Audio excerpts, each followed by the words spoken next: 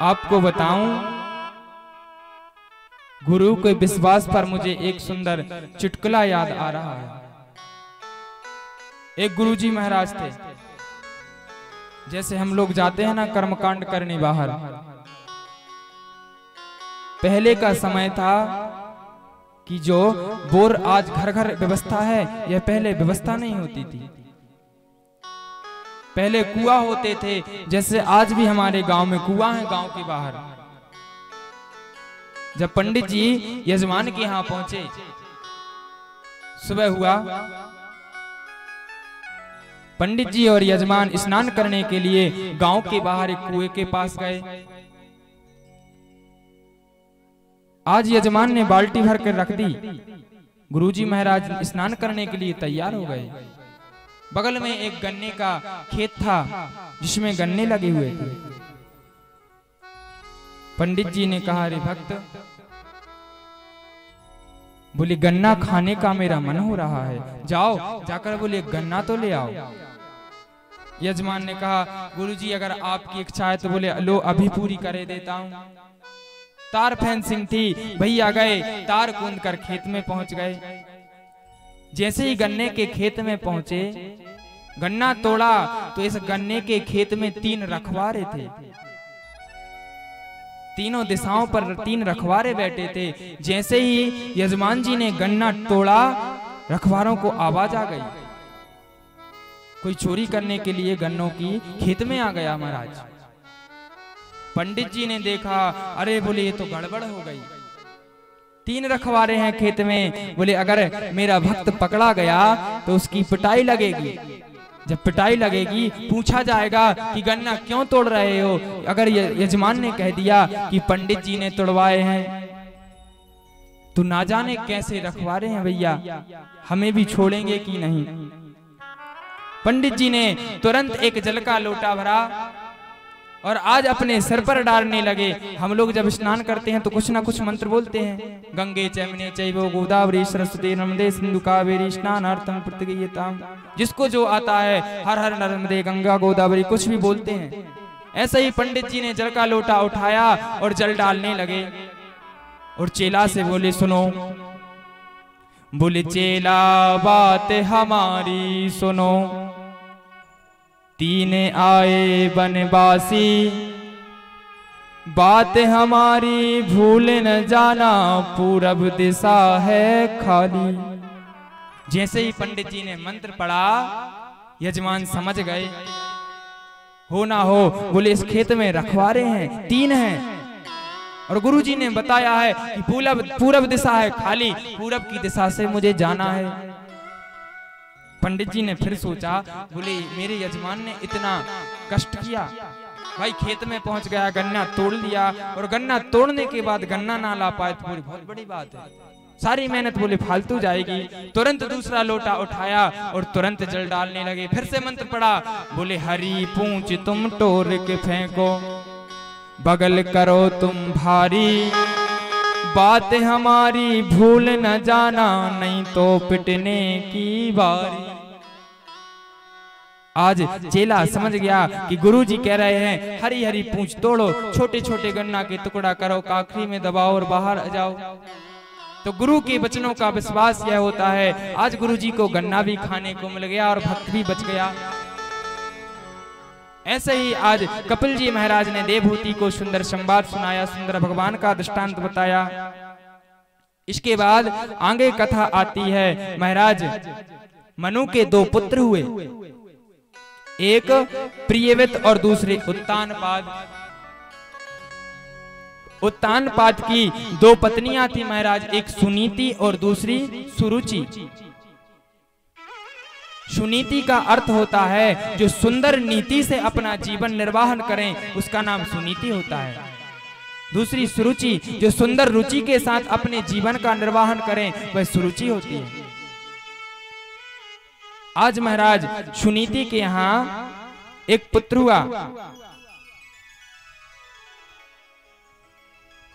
आज सुनीति के यहां जब एक पुत्र हुआ तो महाराज ने दूसरे महल में छोड़ दिया।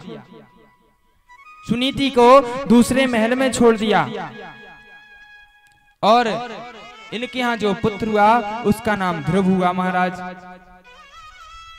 एक दिन जब समय व्यतीत हो गया, ध्रुव जी महाराज ने अपनी माता से कहा, मैया बोले मैंने आज तक अपने पिता के दर्शन नहीं किए, मेरी इच्छा हो रही है कि मैं जाकर अपने पिता के दर्शन करूं, उनसे मिलूं, उनके साथ खेलूं। तो मैया ने कहा जाओ बेटा जाओ, बोले जाओ अभी मिल आओ पिता से। सैनिकों को साथ कर दिया और ध्रुव जी महाराज अपने पिता के दर्शन के लिए जाते हैं। तो यहाँ पर सुरुचि जो थी, इनके यहाँ भी एक पुत्र हुआ जिसका नाम उत्तम हुआ। ये पिता की गोद में बैठे थे, खेल रहे थे। ध्रुव जी महाराज ने जैसे ही उत्तम को गोद में खेलते हुए देखा, महाराज इच्छा हुई कि मैं भी अपने पिता की गोद में बैठूं। जैसे ही ध्रुव जी महाराज पिता की गोद में बैठने के लिए अग्रसर हुए तो इनकी माता ने, जो दूसरी माता थी सुरुचि, ने रोक दिया, रोको, कहां चले जा रहे हो ध्रुव? अगर बोले आपको अपने पिता की गोद में बैठना है तो बोले तुमको तपस्या करनी होगी, और जब भगवान तुम्हें वरदान देने के लिए आएंगे तो तुम वरदान मांग लेना कि मैं सुरुचि के गर्भ से जन्म लूं। तुम एक दासी के पुत्र हो, तुम एक सौतन के पुत्र हो, तुम्हें यह अधिकार नहीं है कि तुम महाराज की गोद में जाकर बैठो। ध्रुव जी महाराज रोते रोते माता के पास आ गए। माता से बोले मैया, दूसरी माँ ने बोले मुझे पिता के पास नहीं जाने दिया, डांट कर भगा दिया। बोले आप सौतन हो, आप दासी हो, और कहा कि अगर तुझे अपने पिता के गोद में बैठना है तो मेरी कोख से जन्म लेना पड़ेगा। आज ध्रुव की मैया ने कहा, ध्रुव बोले अब तुम एक काम करो, बोले पिता की गोद में नहीं परम पिता की गोद में जाओ, परम पिता की गोद में बैठकर आना। जाओ और जाकर बोले वन में जाकर भगवान का भजन करो, तपस्या करो। जब भगवान वरदान देने के लिए आएंगे तो आज बोले तुम उनकी गोद में बैठकर आना। ध्रुव जी महाराज आज अपनी माता के वचन सुनकर माता को प्रणाम करके जंगल की ओर चले गए। जब जंगल की ओर पहुंचे तो इनके गुरुदेव नारद जी मिले। नारद ने कहा, पुत्र कहां जा रहे हो? ध्रुव जी ने कहा, मैं भगवान की गोद में बैठने के लिए जा रहा हूँ। नारद जी ने कहा, बोले अरे बेटा, बोले अभी तुम बहुत छोटे हो, बोले जंगल में जा रहे हो, राक्षस रहते हैं, जानवर रहते हैं, तुम्हें मार देंगे।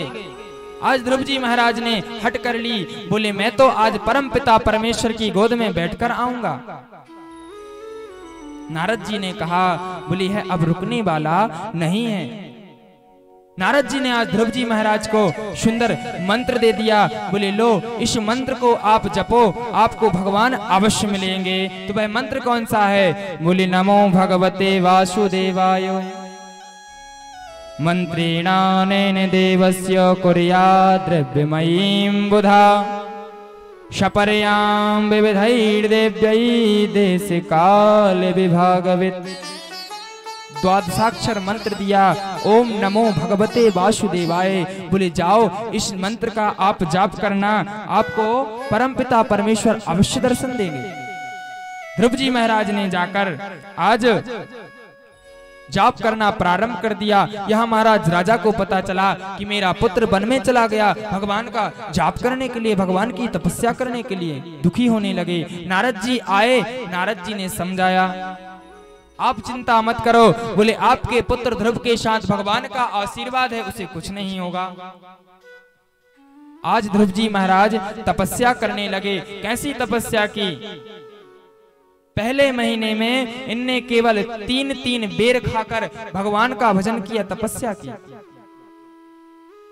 दूसरे महीने में केवल 6 दिन के अंतर से पेड़ों के पत्ते खाने लगे। तीसरे महीने में महाराज केवल 9 दिन के अंतर से यमुना का जलपान करने लगे। चौथे महीने में केवल 12 दिन के अंतर से हवा का पान बस करने लगे। 12 दिन के अंतर से हवा पान करते हैं बस। इसके बाद 5वें महीने में जो प्राणवायु होती है ना, समिष्टि और व्यष्टि, जो हम सांस लेते हैं, अंदर बाहर सांस करते हैं, इनको महाराज एक कर दिया। और 6वां महीने में ध्रुव जी ने अपनी श्वास को रोक लिया। जब श्वास को रोका तो इस पृथ्वी पर, भूमंडल पर हाहाकार मच गया। जीव जंतु प्राणी मरने लगे। सभी देवता लोग दौड़े दौड़े भगवान के पास पहुंचे। गोविंद बोले जाओ, जाकर अपने भक्त को दर्शन करो, उसकी कामना जो है उसको पूर्ण करो। आज ध्रुव जी महाराज के पास भगवान आ जाते हैं। भगवान ने आवाज लगाई, ध्रुव उठो, मैं आ गया। ध्रुव जी तो भगवान की तपस्या में इतने लीन थे कि अंतःकरण में नेत्र बंद करके भगवान का दर्शन कर रहे थे। गोविंद ने आवाज लगाई, ध्रुव ने नेत्र नहीं खोले। जब ध्रुव जी ने नेत्र नहीं खोले तो भगवान ने इनकी छवि जो अंतःकरण में गोविंद की दर्शन कर रहे थे ध्रुव जी महाराज, इसको अंतर ध्यान कर दिया। जैसे ही छवि को अंतर ध्यान किया, ध्रुव जी ने नेत्र खोल लिए। नेत्र खोले तो जो छवि का दर्शन अंतःकरण में कर रहे थे, भगवान को सामने पाया। प्रसन्न हो गए ध्रुव जी महाराज। भगवान की सुंदर स्तुति करना चाहते हैं, लेकिन अपने कंठ से कोई आवाज नहीं निकल रही, कोई मंत्र नहीं निकल रहा, कंठ अवरुद्ध हो गया है।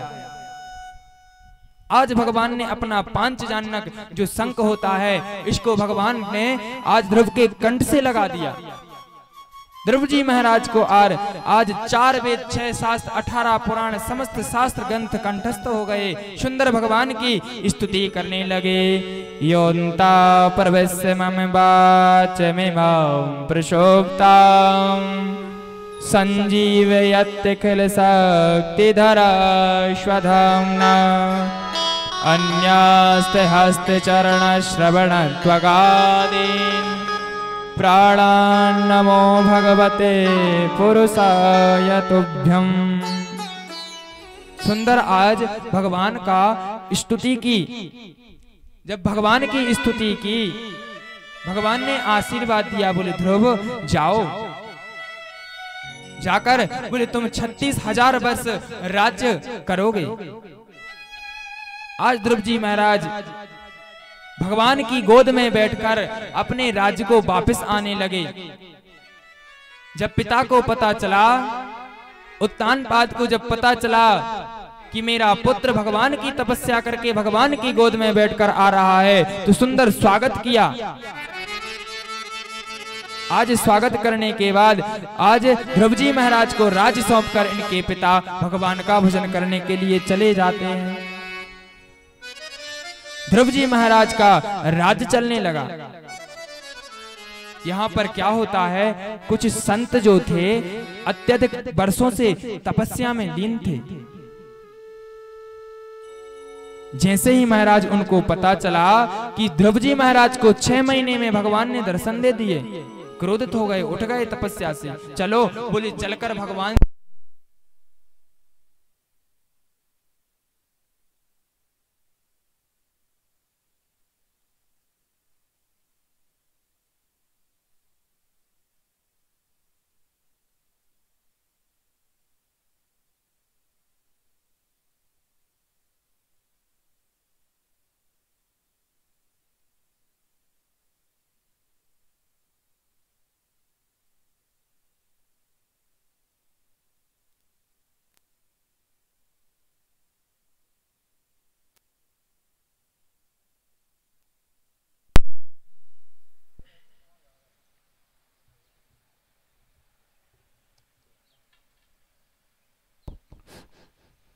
बोली वृंदावन बिहारी लाल की जय। जयकारा में आप लोग बहुत कंजूसी कर रहे हैं। जयकारा मैं कहता हूं कि जोर से लगाया करो। जयकारा लगाने से क्या होता है, जयकारा लगाने से जो आसपास के व्यक्ति सो जाते हैं वह सब उठ जाते हैं महाराज। इसीलिए मैं कहता हूं कि जोर से जयकारा लगाया करो। आज ध्रुव जी महाराज को जब भगवान ने दर्शन दे दिया तो सभी संत जन तपस्या को छोड़कर भगवान से लड़ने के लिए पहुंचते हैं। भगवान ने देखा कि समस्त संतों की मंडली मुझसे लड़ने के लिए आ रही है। चेहरे का तेज कम हो गया। बगल में लक्ष्मी मैया बैठी थी। बोले क्या हुआ आपको? भगवान नारायण ने कहा देखो, बोले संतों की टोली आ रही है मुझसे लड़ने के लिए। माता लक्ष्मी ने कहा परमपिता परमेश्वर, बोले आप तो सब कुछ कर सकते हैं, जाइए बोले संतों को समझाइए। तब भगवान ब्राह्मण का रूप धारण करके उन संतों की मंडली में गए। जब संतों की मंडली में पहुंचे, संतों से पूछा आप कहां जा रहे हैं? संतों ने कहा हम भगवान से लड़ाई करने जा रहे हैं। सारा वृतांत बताया तो भगवान ने कहा चलिए, बोले हम आपको सीधे रास्ते से ले चलते हैं। आज भगवान ब्राह्मण रूपी भगवान सभी संतों को समुद्र के किनारे ले जा रहे हैं। सभी संतों ने देखा बड़े बड़े अस्थियों के पहाड़ लगे हैं महाराज। सभी संतों ने ब्राह्मण से पूछा, बोले यह क्या है, ये पहाड़ कैसे हैं? तब ब्राह्मण ने कहा, बोले ध्रुव जी महाराज के अस्थियों के पहाड़ हैं, अनेक वर्षों से तपस्या करते आ रहे हैं महाराज, तब भगवान ने इन्हें दर्शन दिए हैं। सभी संत जन समझ गए, बोले 6 महीने में नहीं, अनेक वर्षों में दर्शन दिए हैं। लौट गए, लौटकर भगवान का भजन करने लगे। एक दिन की बात है कि ध्रुव जी महाराज का भाई जो था उत्तम, शिकार खेलने के लिए वन में चला गया। वन में जब शिकार करने पहुंचा तो यक्षों ने इस भाई को मार दिया। जब ध्रुव जी महाराज को पता चला कि मेरे भाई उत्तम को यक्षों ने मार दिया, पता लगाया कि यह यक्ष हैं कौन, किसके पुत्र हैं। पता चला कि यह कुबेर के पुत्र हैं यक्ष। तुरंत ध्रुव जी महाराज ने कुबेर लोक पर चढ़ाई कर दी, कुबेर से भयंकर युद्ध किया, तलवार निकाल ली कुबेर को मारने के लिए। तभी ध्रुव जी महाराज के चाचा जो स्वयंभू मुनि थे आ गए, महाराज रुको ध्रुव रुको, ये तुम गलत काम कर रहे हो। बोले मृत्यु इन्होंने नहीं की, जीव मात्र तो निमित्त बनता है। जो बोले जो इस मृत्यु लोक में आया है उसका मरना तो सुनिश्चित है। आज ब्रह्मा जी ने मृत्यु देवी को प्रकट किया। मृत्यु देवी जब आई, बोले पिताजी बताइए मेरे लिए क्या आदेश है। ब्रह्मा जी ने कहा, बोले तुमको प्राणियों को मारना है। मृत्यु ने स्पष्ट मना कर दिया। महाराज बोले मैं नहीं मारूंगी। भाई किसी कन्या का अगर नया नया विवाह हुआ हो और मैं उसके पति को मार दूंगी तो बोले जीवन पर्यंत मुझे कोसेगी वो। किसी माँ का एक पुत्र रहा, अगर मैंने उसे मार दिया तो बोले जीवन पर्यंत वह भी मुझे कोसेगी, इसलिए बोले मैं किसी को नहीं मारूंगी। ब्रह्मा जी ने कहा, बोले तुम्हें मारना होगा। आज मृत्यु देवी ने स्पष्ट जब मना किया तो तपस्या में लीन हो जाती हैं, भगवान की तपस्या करने लगी। जब ब्रह्मा जी की तपस्या की, ब्रह्मा जी इस तपस्या से प्रसन्न हो गए तो मृत्यु देवी से कहा, मांगो क्या वरदान मांगना चाहती हो। मृत्यु देवी ने कहा, महाराज आप अगर मुझे वरदान देना चाहते हैं तो ऐसा वरदान दीजिए कि मेरे द्वारा किसी की मृत्यु ना हो, मैं किसी को मारूं नहीं। तब ब्रह्मा जी ने अनेक बीमारियों को उत्पन्न किया। यह जो बीमारियां हैं ना, ब्रह्मा जी के द्वारा उत्पन्न हुई हैं।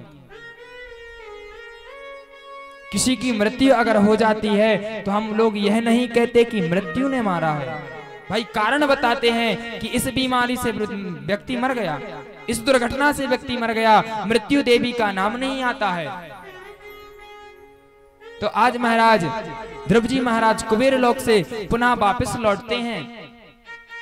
इनका परम धाम जाने का आज समय आ चुका है। भगवान के पार्षद इनको लेने के लिए आए हैं। ध्रुव जी महाराज ने पूछा, आप कौन हैं? पार्षदों ने कहा, बोले हम भगवान के पार्षद हैं, आपको लेने आए हैं। ध्रुव जी ने कहा, बोले मेरा कुछ नियम रह गया है पूजन पाठ का, उसे कर लूं फिर चलता हूं। ध्रुव जी ने अपना पूजन पाठ नित्य कर्म किया। पार्षदों से कहा चलो। जैसे ही भवन से बाहर निकले तो एक काली काली देवी हाथ जोड़कर खड़ी हो गई। ध्रुव जी ने कहा आप कौन? देवी जी ने कहा बोले मेरा नाम मृत्यु है, और जो इस मृत्यु लोक में आता है उसे यहाँ जाने से पहले मुझे स्वीकार करना पड़ता है। ध्रुव जी महाराज ने कहा ठीक है। मृत्यु देवी ने अपना सर नीचे किया, ध्रुव जी ने इनके शीश चरण इनके सिर पर रखे और विमान में आरूढ़ हो जाते हैं। बैठ गए विमान में। भगवान के पार्षद इनको लेकर जाने लगे। देखिए, जो भगवान का सच्चा भक्त होता है, भगवान का प्रिय भक्त होता है, उसे मृत्यु स्पर्श तक नहीं करती। ध्रुव जी महाराज को आज मृत्यु स्पर्श नहीं कर पाई। ध्रुव जी महाराज विमान में आरूढ़ होकर जाने लगे। जब थोड़ी दूर पहुंचे तो ज्ञात हुआ कि मेरी माता के लिए मैंने सद्गति का कोई उपाय नहीं किया, और वह पुत्र ही कैसा पुत्र जो अपने माता पिता की सेवा ना कर सके, माता पिता को ऐसा आराम ना दे सके। ध्रुव जी महाराज ने सोचा मेरा जीवन व्यर्थ है अगर मैंने माँ को सद्गति का कोई साधन ना बताया, उनका कोई उपाय ना किया तो। पार्षदों से बोले रोको, विमान रोको। पार्षदों ने कहा महाराज क्यों, क्या बात है? अरे बोले मेरी माँ तो रह गई, उनके बिना मैं नहीं जा सकता। आज पार्षदों ने कहा महाराज आप जैसा पुत्र जिस पीढ़ी में जन्म लेता है उसकी एक नहीं 21 पीढ़ियां तर जाती हैं। आगे जो विमान जा रहा है देखिए, उसमें आपकी माता विराजमान है, आपकी माता आपके साथ ही जा रही हैं। आज ध्रुव जी महाराज भगवान के परम धाम वैकुंठ पहुंचते हैं। जब भगवान के परम धाम वैकुंठ पहुंचे, भगवान ने स्वागत किया और आशीर्वाद दिया। बोले ध्रुव मैं तुम्हारी तपस्या से भजन से प्रसन्न हूँ, जाओ। बोले मैं आपको एक लोक प्रदान करता हूँ, उस लोक में आप रहना। आज भगवान ने ध्रुव जी महाराज को ध्रुव लोक दे दिया, जहाँ पर सशरीर आज भी ध्रुव जी महाराज निवास करते हैं। बोले ध्रुव जी महाराज की जय। इन्हीं के वंश में महाराज आगे चलकर एक राजा हुए जिनका नाम अंग था।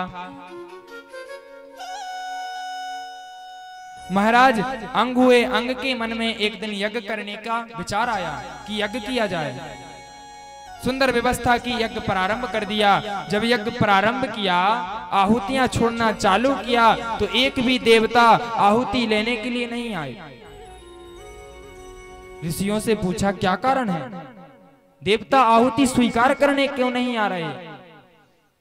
तो मैंने आपको शुरू दिन बताया था, जिसके यहाँ पुत्र नहीं होता उसके हाथ से किया हुआ दान भी भगवान स्वीकार नहीं करते। उसके हाथ से तर्पण जो होता है उसे पितृ देवता स्वीकार नहीं करते। पितृ ऋण से हम लोग ऊरण कैसे होते हैं? उनकी सेवा करके नहीं। जिस प्रकार हमारे माता पिता ने हमें जन्म दिया है, ठीक उसी प्रकार हमें भी एक पुत्र उत्पन्न करना होता है जो हमेशा भगवान का भजन करे, सतमार्ग पर चले, तब हम पितृ ऋण से ऊरण होते हैं। आज जब अंग के यहाँ कोई देवता नहीं आया, ऋषियों से कहा, बोले क्या कारण है? ऋषियों ने कहा महाराज एक दिन की बात है, बोले आप नदी के किनारे आराम कर रहे थे, तब एक गौ माता जलपान करने के लिए आई थी और आपने सैनिकों से उसे हटवा दिया था, भगा दिया था।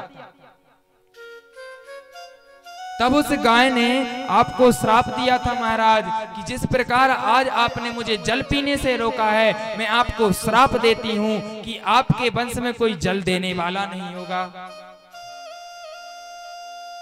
ये बताइए महाराज, जो नदी थी वह तो प्रकृति की धरोहर थी, आपने तो नहीं नदी नहीं बनवाई, फिर आपने उस गौ को क्यों रोक दिया?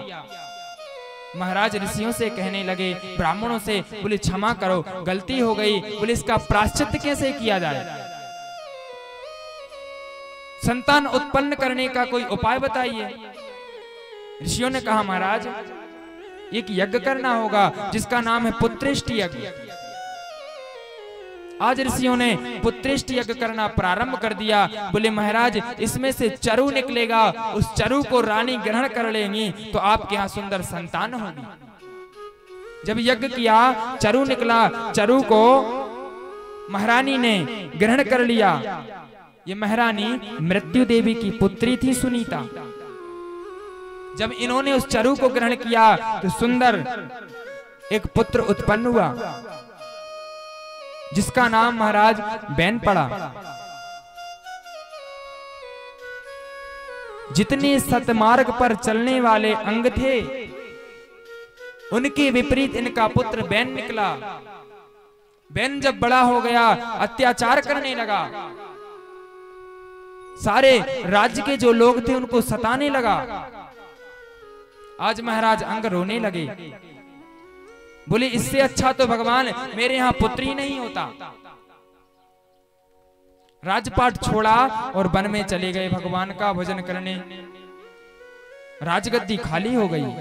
जब राजगद्दी खाली हो गई तो सभी ऋषियों ने, गुरुजनों ने राजा बैन को राजगद्दी पर बिठाया। अब तो महाराज जब बैन राजगद्दी पर बैठ गया तो और भी अत्याचार करने लगा, भगवान की निंदा करने लगा। आपको बताएं हम लोग कभी भी ना तो गुरु ब्राह्मण संत और भगवान की ना तो निंदा करें और ना कभी सुने। करना तो बहुत दूर की बात है, श्रवण करने से हम लोगों को गौ हत्या का पाप लगता है। रामचरितमानस हम आप सभी पढ़ते हैं, उसमें लिखा है कि हरि हर निंदा सुनहि जेहि काना, हरि हर निंदा सुनहि जेहि काना, हरि हर निंदा सुनहि जेहि काना, होए पापे गौ घात समाना, होए पापे गौ घात समाना। हरि और हरि का दास संत ब्राह्मण, अगर इनकी हम निंदा सुनते हैं तो सुनने से भी गौ हत्या के बराबर पाप लग जाता है महाराज। इसीलिए हमें ना तो कभी सुनना चाहिए और ना कभी करना चाहिए। जब बैन का अत्याचार बढ़ गया तो ऋषियों ने इसे श्राप दे दिया। महाराज बैन बोले तुम्हारी मृत्यु हो जाएगी, हम तुम्हें श्राप देते हैं। आज बैन का शरीर छूट गया, प्राणांत हो गया, राजगद्दी पुनः खाली हो गई। महाराज जब राजगद्दी खाली हो गई तो सभी ऋषियों ने बैन की जंगा का मंथन किया। बैन की जंगा का जब मंथन किया तो इनके जंगा से एक पुत्र उत्पन्न हुआ महाराज, जो निषाद है, जिसका नाम निषाद पड़ा। यह वही निषाद है जो राम अवतार में राम जी के चरणों को जिन्होंने धोया है। निषाद राज छोटे थे इसलिए इनको राजगद्दी पर नहीं बैठाया गया। तब इनके महाराज बाएं हाथ का मंथन किया। जब बाएं हाथ का मंथन किया तो सुंदर एक स्त्री पुरुष का जोड़ा निकला जिसका नाम पृथु और अर्ची महारानी हुई। यह साक्षात नारायण के अवतार हुए। लक्ष्मी और नारायण दोनों का यह अवतार माने गए। सभी देवताओं ने पुरुषों पुष्पों की बरसात की। वही लक्ष्मी नारायण भगवान की जय। जब महाराज पृथु बड़े हुए इनको राजगद्दी पर बैठाया। एक दिन राज सिंहासन बैठे थे राज सिंहासन पर। राज्य के सभी लोग आए। महाराज हम लोग बहुत दुखी हैं, भूख प्यास से मर रहे हैं, खाने के लिए कुछ नहीं है। पृथु जी महाराज ने कहा क्यों? क्या पृथ्वी अन्न उत्पन्न नहीं कर रही है? सभी प्रजा के लोगों ने कहा महाराज आपके जो पुत्र थे बैन, उनका अत्याचार अत्यधिक बढ़ा हुआ था जिससे पृथ्वी बंजर हो गई है, अन्न उत्पन्न नहीं कर रही है। आज पृथु जी महाराज ने धनुष बाण लिए और बोले आज मैं पृथ्वी को नहीं छोड़ूंगा, पृथ्वी को मारने के लिए चल पड़े। जैसे ही पृथ्वी के पास पहुंचे, पृथ्वी से कहा, बोले तुम अन्न उत्पन्न क्यों नहीं कर रही हो? पृथ्वी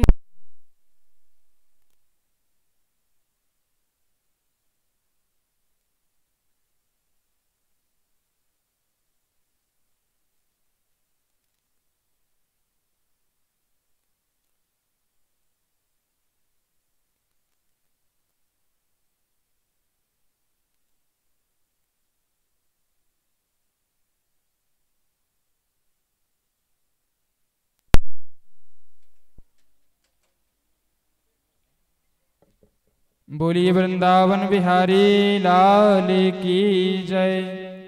आज जैसे ही पृथ्वी को मारने के लिए महाराज पृथु तैयार हुए, पृथ्वी आज गौ का रूप धारण करके चारों दिशाओं में भागने लगी, लेकिन कोई शरण देने वाला नहीं मिला। जब शरण देने वाला नहीं मिला तो पुनः पृथु जी महाराज के पास आ जाती है। पृथु जी महाराज ने कहा, बोले आप अन्न उत्पन्न क्यों नहीं कर रही हो?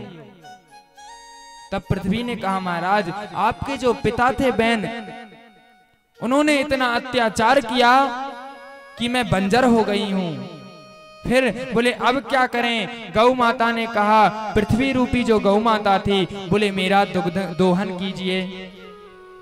आज पृथु जी महाराज ने गाय का दोहन किया, स्वयंभू मनु को बछड़ा बनाया और महाराज अपनी आंजलि को किया। जैसे ही गौ का दोहन किया तो सारा अन्न उत्पन्न हो गया, दूध घी इत्यादि सारे रस उत्पन्न हो गए।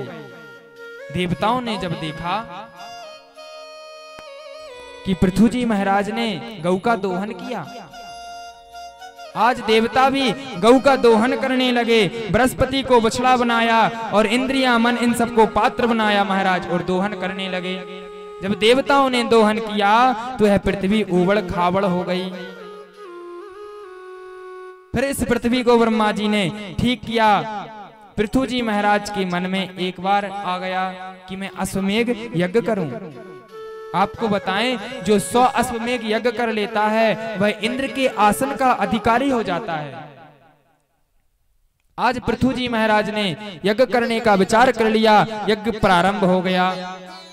जब यज्ञ प्रारंभ हो गया तो इंद्र के मन में आया, अगर पृथु जी महाराज ने 100 यज्ञ पूरे कर लिए तो मुझे इंद्रासन छोड़ना पड़ेगा। इंद्र ने आज यज्ञ के घोड़े को चुरा लिया, भेष बदल कर आए और घोड़े को चुरा कर ले गए। आचार्य लोगों ने आज पृथु जी महाराज के पुत्र से कहा कि तुम्हारे पिता के यज्ञ के घोड़ा को इंद्र चुरा कर ले गए हैं। पृथु जी महाराज का पुत्र था पृथु कुमारस्य। आज पृथु कुमारस्य स्वर्गलोक गए, इंद्र से युद्ध किया और उस घोड़े को जीत कर ले आए। आज जब यह घोड़े को जीत कर लाए महाराज, तो इनका नाम घोड़ा जीतने से विजितास्व रखा दिया। दूसरा नाम पड़ गया इनका, विजितास्व हो गया महाराज। जब पृथु जी महाराज को पता चला कि इंद्र ने मेरे यज्ञ को रोकना चाहा, आचार्य जी से कहा, बोले आप ऐसी आहुति छोड़िए कि इंद्र स्वाहाकार हो जाए। ब्राह्मणों ने आहुति देना प्रारंभ कर दिया। जैसे ही आहुतियां प्रारंभ की तो महाराज आज ब्रह्मा आ गए। ब्रह्मा जी ने पृथु जी महाराज को रोका और आचार्य लोगों को रोका, बोले बंद करो। ब्रह्मा ने कहा, पृथु जी महाराज, बोले आप यह गलत कर रहे हैं, रोक दीजिए इस यज्ञ को। आज पृथु जी महाराज ने इस यज्ञ को रोक दिया। आपको बताएं, जिस राजा के राज्य में प्रजा दुखी होती है वह राजा नरक का गामी होता है, और जिस राजा की प्रजा सुखी होती है वह राजा स्वर्ग का भोगी होता है महाराज, स्वर्ग की प्राप्ति का अधिकारी होता है। आज पृथु जी महाराज की तपस्या से, यज्ञ से भगवान प्रसन्न हो गए। आए, बोले पृथु जी महाराज आशीर्वाद है, हम आपके इस भजन से प्रसन्न हैं, मांगो क्या मांगना चाहते हो। पृथु जी महाराज ने कहा, महाराज मुझे बस एक आशीर्वाद दे दीजिए, जो मेरे कान है ना इनमें 10,000 कानों की श्रवण शक्ति प्रदान कर दीजिए, जिससे मैं आपकी हरि कथा को सुंदर सुन पाऊं। आज भगवान ने कहा ठीक है, आशीर्वाद दिया। आशीर्वाद देने के बाद आज भगवान अंतर ध्यान हो गए महाराज। इसके बाद इनके वंश में आगे चलकर प्राचीन नरवही हुए। इनके 10 पुत्र हुए जो 10 प्रचेता कहलाए। वंश के वृद्धि के लिए भगवान शंकर ने वरदान दिया, हरि की तपस्या से रुद्र गीत का उपदेश दिया। आज प्राचीन नरवही जो हैं पशुओं की बलि देते हैं महाराज, यज्ञ करते हैं तो पशुओं की बलि देते हैं। एक दिन नारद जी प्राचीन नरवही के यहाँ आए। नारद जी ने कहा, प्राचीन नरवही सुनो। बोले ऊपर देखो। प्राचीन नरवही ने जैसे आकाश की ओर देखा तो बड़े बड़े हिंसक जीव मुंह खोले बैठे हुए हैं। नारद जी से कहा, ये कौन है? नारद जी ने कहा, महाराज आपने जो जीवन भर पशुओं की बलि दी है, यह पशु आपका इंतजार कर रहे हैं कि कब राजा आए और कब हम इनको मार दें। आज प्राचीन नरवही डर गए। बोले उद्धार कैसे हो? तो सुंदर आज नारद जी ने प्राचीन नरवही को पुरंजन उपाख्यान सुनाया महाराज। आसीत पुरंजनो नाम राजा राजन विश्रवा, तस्या विज्ञात नामा से सका विज्ञात चेष्टिता। नारद जी ने कहा, सुनो। बोले एक पुरंजन था, उसका एक मित्र था अभिज्ञात। एक दिन पुरंजन ने अभिज्ञात से कहा, बोले चलो हम भ्रमण करके आए, घूम कर आते हैं थोड़ा। अभिज्ञात ने कहा, पुरंजन बोले तुम जाओ तो लेकिन जल्दी आना। पुरंजन चले गए महाराज घूमने के लिए। अनेक नगरियों में घूमा, कोई नगरी पसंद नहीं आई। एक नगरी पसंद आ गई जो 9 द्वारों वाली थी।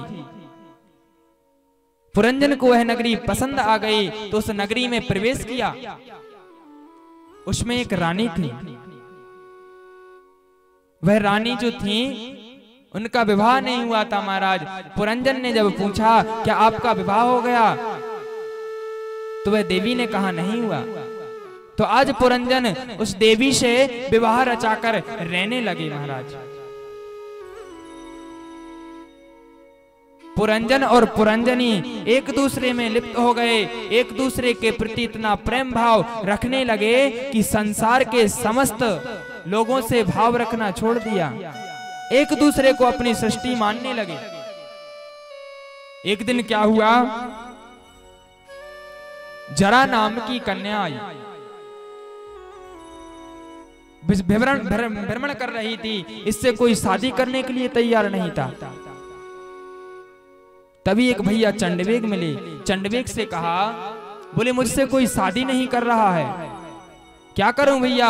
चंडवेग ने कहा, मैं आपकी कुछ मदद करता हूं।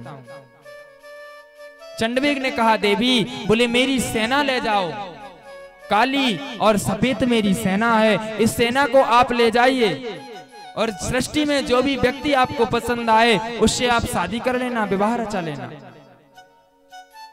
जरा देवी जब सैनिकों को लेकर चली तो इस पुरंजन की नगरी में आ गई महाराज। पुरंजन इनको पसंद आ गया, पुरंजन को इन्होंने बंदी बना लिया। सारी सेना ने जब पुरंजन के इस नगर में आज प्रवेश किया तो पुरंजन समझ नहीं पाए। चंडवेग की सेना थी इस पुरंजन की नगरी में हाहाकार मचाने लगी। इसके जो दूत जाते हैं तो पुरंजन के एक एक सैनिक को, प्रत्येक सैनिक को नष्ट करते जाते हैं। सारी सेना पुरंजन की धराशायी हो गई महाराज।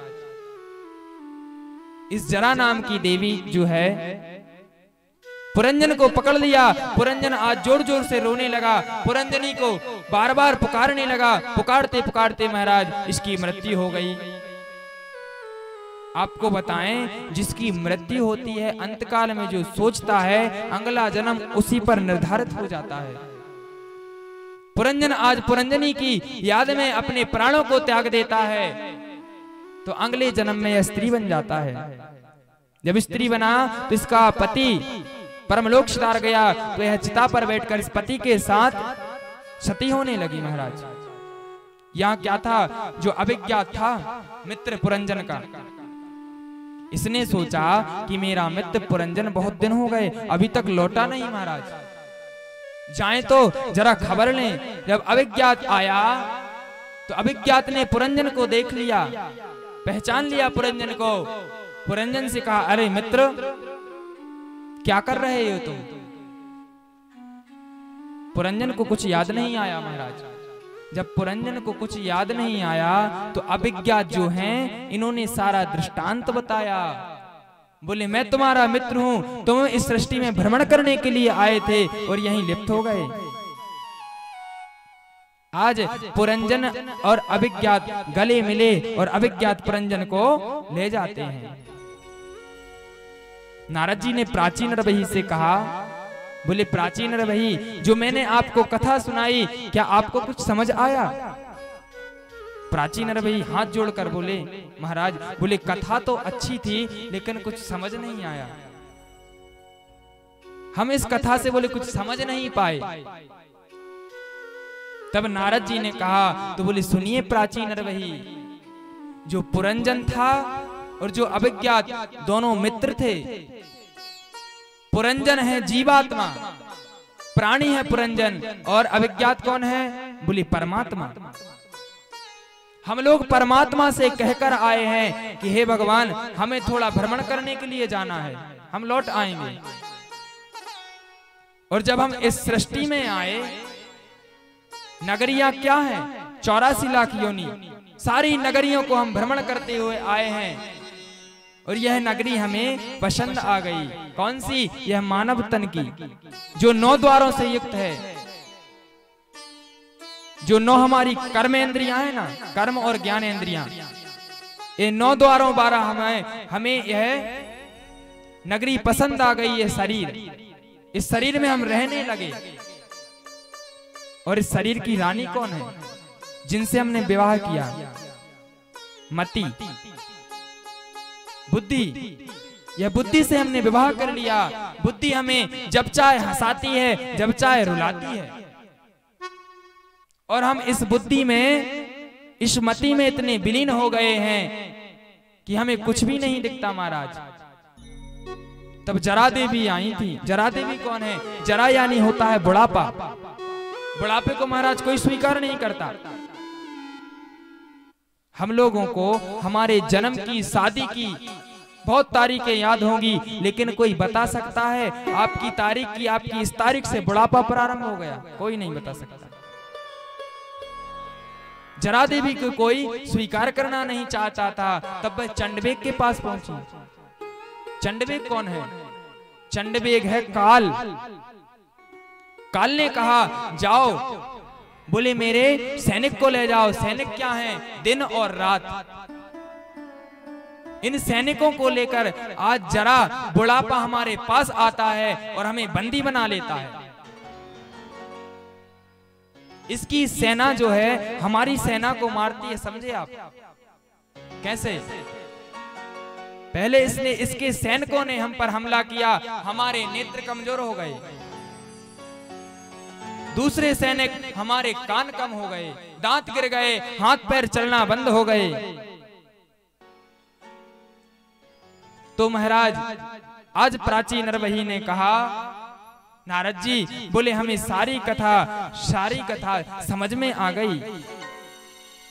इसके बाद आज नारद जी महाराज ने सभी प्राचीन रवि को सुंदर उपदेश दिया। सुंदर उपदेश देने के बाद महाराज राजा परीक्षित ने प्रश्न कर दिया सुखदेव जी महाराज से कि महाराज यह नरक क्या है और स्वर्ग क्या है? तब सुखदेव जी महाराज ने बताया, महाराज कि 28 महानरक होते हैं। जो प्राणी जैसा कार्य करता है उसे वह नरक में डाल दिया जाता है। 28 नरक जो हैं, तामिस्र, अंध्र तामिस्र, रौरव, महारौरव, कुंभी, पाक, कालसूत इत्यादि 28 नरक हैं। बोले इनमें प्राणी कैसे जाता है?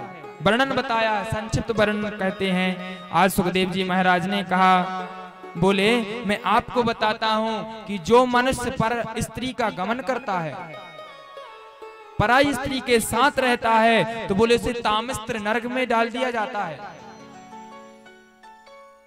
एक कमरे में बंद कर दिया जाता है जिसमें घोर अंधकार होता है, कोड़ों से उसकी पिटाई की जाती है महाराज, तेल की तपती हुई कढ़ाई में उसको डाल दिया जाता है। दूसरा बताया महाराज, जो उच्च वर्ण का होता है, ब्राह्मण, क्षत्रिय, अगर यह कुत्ता पालते हैं तो महाराज इनको प्राण रोधक नरक में जाना पड़ता है। आज बड़ा विचित्र समय आया है, हम गांव वाले तो आज भी इस चीज से बचे हैं। शहर में जाकर देखो आप तो प्रत्येक घर आपको कुत्ता मिलेगा, और बहुत महंगे महंगे, सस्ते नहीं। कुत्तों को तो आदमी ने अपने घर में पाल रखा है, साथ खिलाते हैं, साथ सुलाते हैं, और गौ माता को घर से बाहर कर दिया, जो सृष्टि की माता है। बड़ा विचित्र समय आया महाराज। हम लोग गांव में भी यही करते हैं कि जब तक गौ माता हमें दूध खिलाती है हम लोग उसकी खूब सेवा करते हैं, और जैसे ही उसने दूध देना बंद कर दिया कि घर से बाहर कर दिया। वह समय दूर नहीं है कि जैसी आज दर दर गौ माता भटक रही है, ऐसे प्रत्येक प्राणी को भटकना पड़ेगा। और हम और आप देख रहे हैं कि पुत्र और बहू की जब घर में चलने लगती है तो माता पिता को वृद्धाश्रम छोड़ देते हैं, घर से बाहर निकाल देते हैं। इसमें उनकी गलती नहीं है, जैसा हम कर्म करते हैं वैसा हमको फल प्राप्त होता है। तो महाराज बताया है कि जो उच्च वर्ण का कुत्ता पालता है उसे प्राण रोधक नरक में जाना पड़ता है। इसके बाद महाराज बताया है कि जो पाखंड करता है, पशुओं की बलि देता है, पशुओं को मारता है, उसको विषम नरक में जाना पड़ता है। इस प्रकार आज संक्षिप्त रूप में नरकों का वर्णन किया। राजा परीक्षित डर गए, बोले महाराज यह जो पाप है हम लोगों से हमेशा कोई ना कोई छोटा मोटा पाप होता रहता है, इसका उद्धार कैसे होगा? इसका उद्धार बताया है कि भगवान का भजन करने से उद्धार होगा, भगवान के चरणों का चिंतन करने से उद्धार हो जाएगा। महाराज आगे कथा आती है। सुखदेव जी महाराज राजा परीक्षित को आज अजामिल उपाख्यान सुनाते हैं कि कान्य कब्जे दुजा कश्चित दासी पति रजा मिला,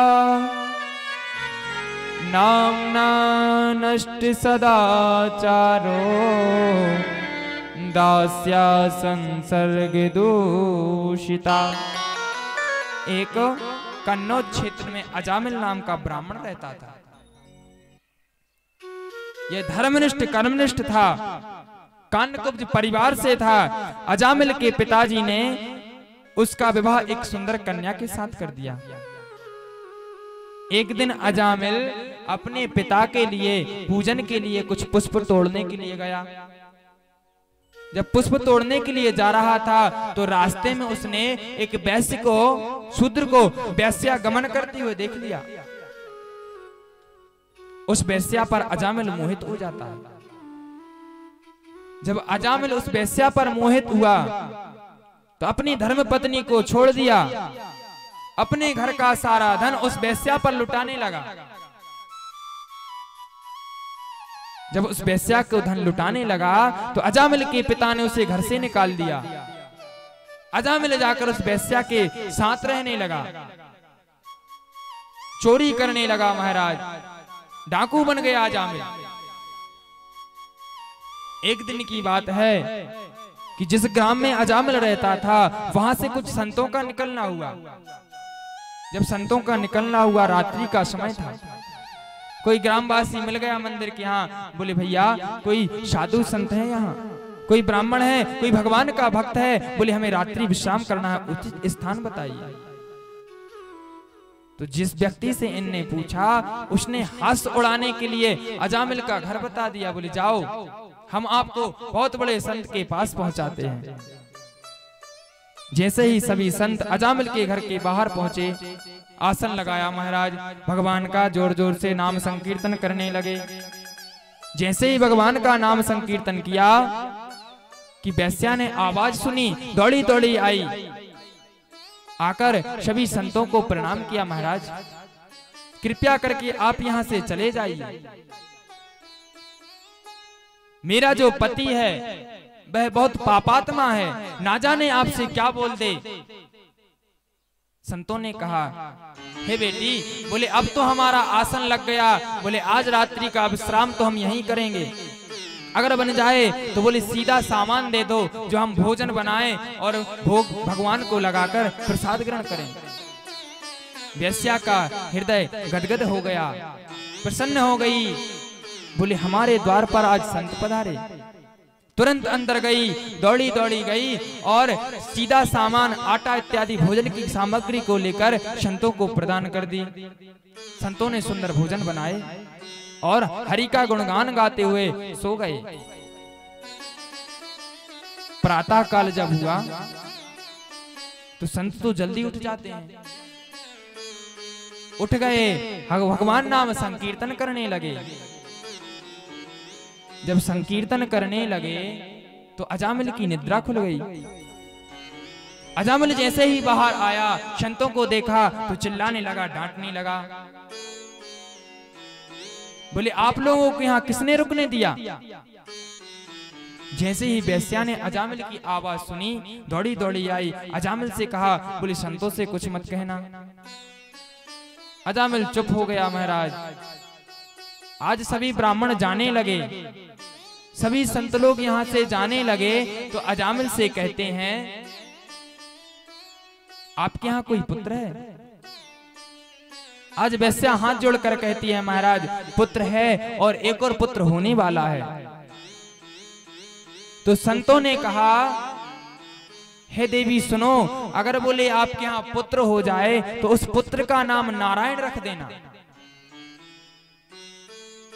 यही हमें दक्षिणा में चाहिए कि आप अपने पुत्र का नाम नारायण रख देना। ठीक ऐसा ही हुआ, पुत्र हुआ तो वेश्या ने उस पुत्र का नाम नारायण रख दिया। आज अजामिल कोई भी कार्य करता है तो हमेशा नारायण को पुकारता है, नारायण ऐसा करो, नारायण इधर आओ, नारायण वहां जाओ। 24 घंटे इसके मुख पर नारायण का नाम आने लगा।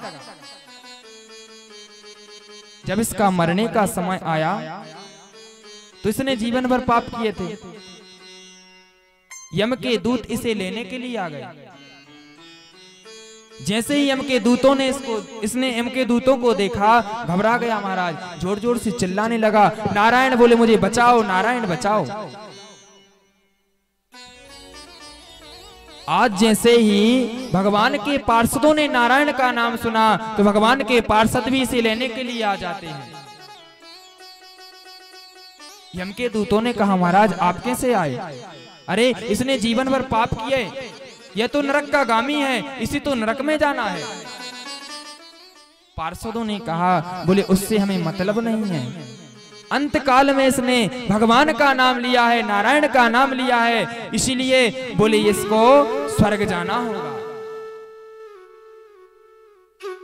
आज महाराज नाम की महिमा देखिए, आज अजामिल ने जीवन भर भगवान का नाम नहीं लिया, पाप किया, अत्याचार किया और केवल भगवान का नाम लेने से भगवान का धाम प्राप्त हो गया। महाराज नाम की इतनी बड़ी महिमा है, इसलिए कहते हैं कि इस कलयुग में केशव का नाम मात्र ही इतना बड़ा सहारा है। जिसने सच्चे मन से भगवान का नाम ले लिया उसकी मुक्ति होना आवश्यक है। उसकी मुक्ति होने से कोई नहीं रोक सकता। इसलिए मैं कहता हूं कि अपन नियम बनाएं कि एक माला रोज भगवान के नाम का जाप करें, इसके बाद भोजन करें महाराज।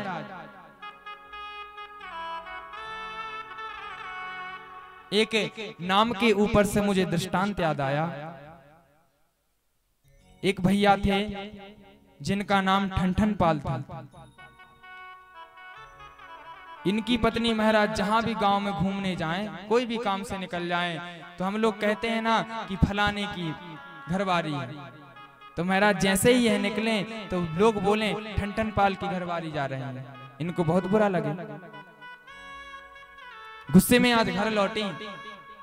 जब घर लौटी महाराज तो आज इन्होंने अपने पति से कहा, बोले सुनो। पति ने कहा सुनाओ देवी।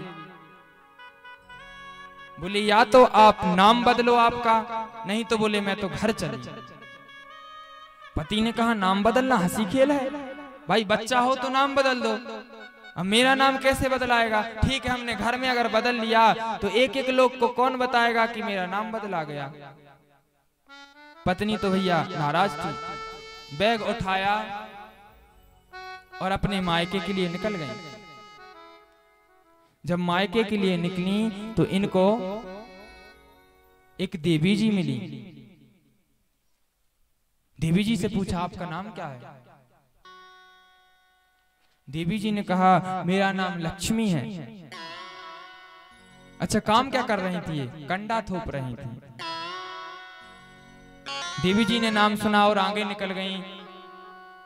जब आगे निकली तो एक भैया भूसा की डलिया रखे थे, भूसा ढो रहे थे। बोले नाम क्या है भैया आपका? भैया ने कहा धनपाल। देवी जी ने सुना और आगे निकली तो एक चौराहे पर अर्थी रखी हुई थी महाराज।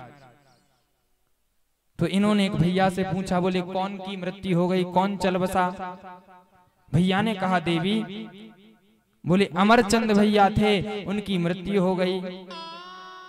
देवी जी तुरंत यहां से लौटकर घर आ गए। पति ने कहा क्यों? बोले आप क्यों लौट आई? तो देवी जी ने कहा, बोले कंडा थोपत लक्ष्मी, भूष ढोबत धनपाल, अमरचंद तो चल बसे, धन हमरे ठन ठन पाल। तो भैया अगर नाम आपका जैसा है वैसा ही गुण भी होना चाहिए। बताओ। बोले लक्ष्मी जी कंडा थोप रही थी, धनपाल भूसा धो रहे थे और जिनका नाम अमरचंद था वो निकल बसे थे।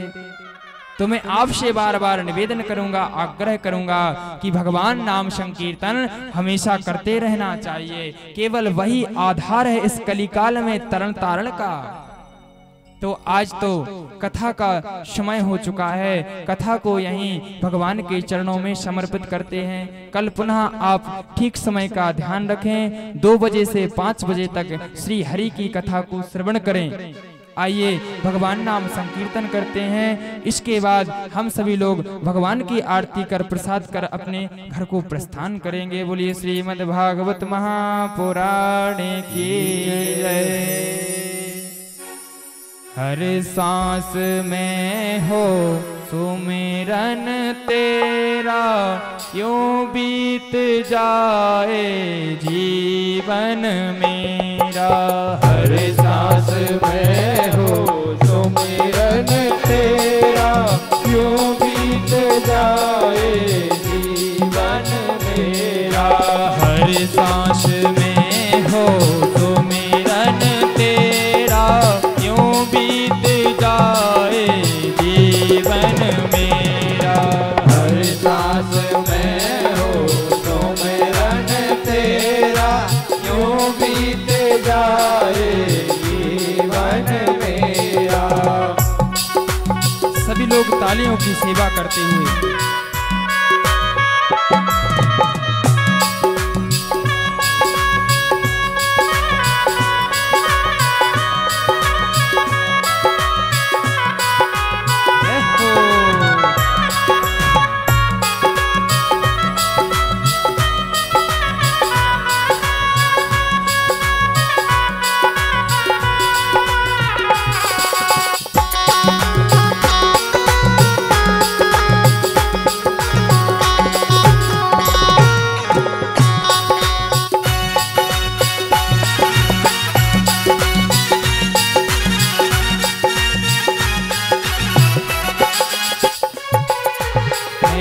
की खिड़की से तुमको पल पल में निहारूं, नैनों की खिड़की से तुमको पल पल में निहारूं, नैनों की खिड़की से तुमको पल पल में निहारूं, नैनों की खिड़की से तुमको पल पल में निहारूं, मन में बैठा लूं तेरी आरती उतारूं, मन में बैठा लूं तेरी आरती उतारूं, डाले रहूं तेरे चरणों में डेरा, डाले रहूं तेरे चरणों में डेरा, यूं बीत जाए जीवन मेरा, हर सांस में हो सुमिरन तेरा, हो बीत जाए जीवन मेरा।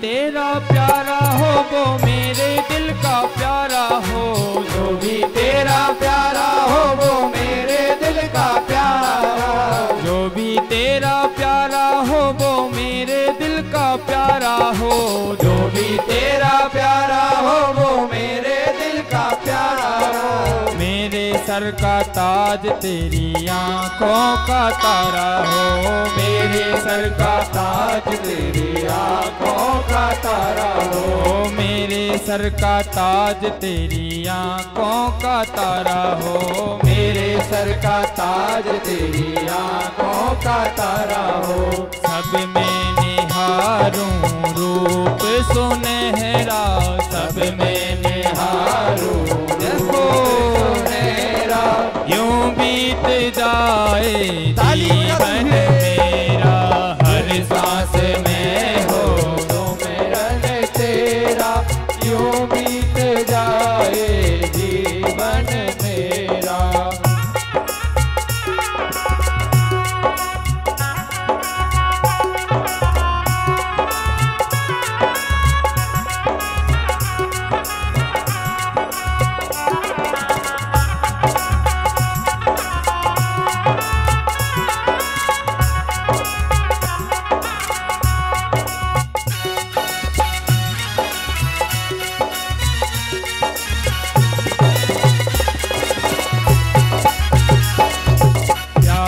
सत्कार हो एतबार हो तुम्हारा, प्यार हो सतबार हो एतबार हो तुम्हारा, प्यार हो सतबार हो एतबार हो तुम्हारा, प्यार हो सतबार हो एतबार हो तुम्हारा, सुख भी हो सारे और याद हो सारा, सुख भी हो सारे और याद हो सारा, हो आत्मा पे ही तेरा ही डेरा, हो आत्मा पे ही तेरा ही तेरा, यूं बीत जाए जीवन मेरा, हर सांस में हो सुमिरन तेरा, यूं बीत जाए जीवन मेरा, यूं बीत जाए जीवन मेरा, यूं बीत जाए जीवन मेरा, यूं बीत जाए जीवन मेरा, यूं बीत जाए जीवन मेरा, यूं बीत जाए जीवन मेरा। बोली वृंदावन बिहारी लाल की जय हो। आरार्तिकं प्रज्वाल्य ॐ चन्द्रमा मनसो जातस्य चक्षुः सूर्यो अजायत श्रोत्राद्वायुश्च प्राणश्च मुखादग्निरजायत ईरगं हवेः प्रजननं वे अस्तु दशवीरगं सर्वगणगं स्वस्थाये आत्मसनि प्रजासनि पशुसनि लोकसन्नभयसनि अग्निः प्रजां बहुलां मे करोत्पन्नं पयोरेतो अस्मासु धत्तो। हो करें भगत हो आरती कान्हा दोई वीरिया, करें भगत हो आरती कान्हा दोई वीरिया। तेरी करें भगत हो आरती कान्हा दोई वीरिया, करें भगत हो आरती कान्हा दोई वीरिया। ओ दोई वीरिया कान्हा दोई वीरिया, दोई वीरिया कान्हा दोई वीरिया, लाला दोई वीरिया हो करें भगत हो आरती कान्हा दोई वीरिया, करें भगत हो आरती कान्हा दोई वीरिया।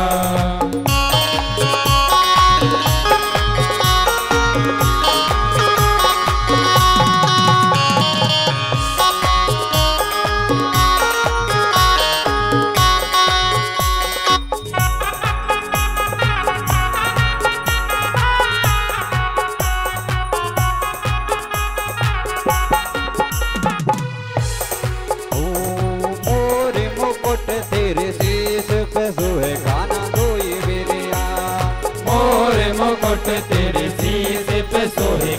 दोई वीरिया।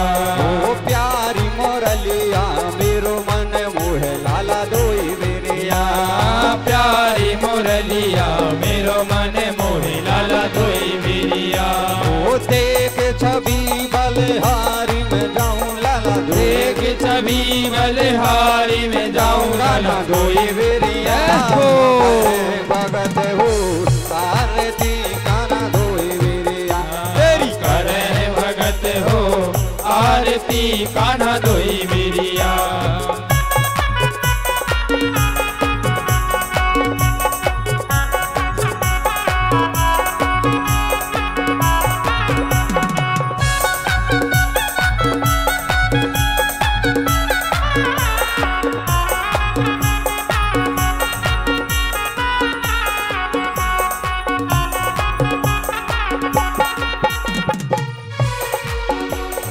चरणों से निकली है गंगा प्यारी कान्हा दोई वीरिया, चरणों से निकली है गंगा प्यारी कान्हा दोई वीरिया।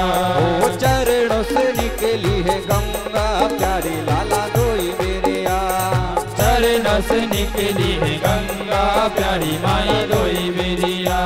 ओ जिसने सारी दुनिया तारी कान्हा दोई वीरिया, जिसने सारी दुनिया तारी कान्हा दोई वीरिया।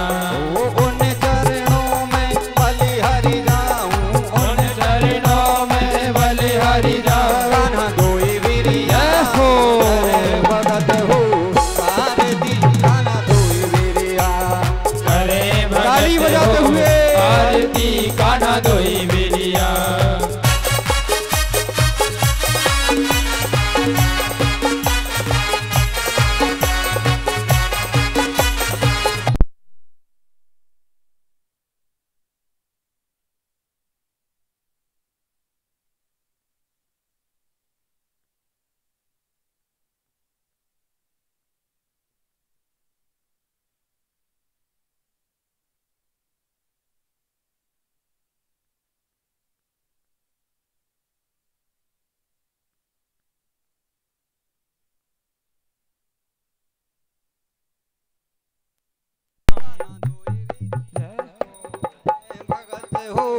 आरती कान्हा दोई वीरिया, तेरी करे भगत हो आरती कान्हा दोई वीरिया। तेरी करे भगत हो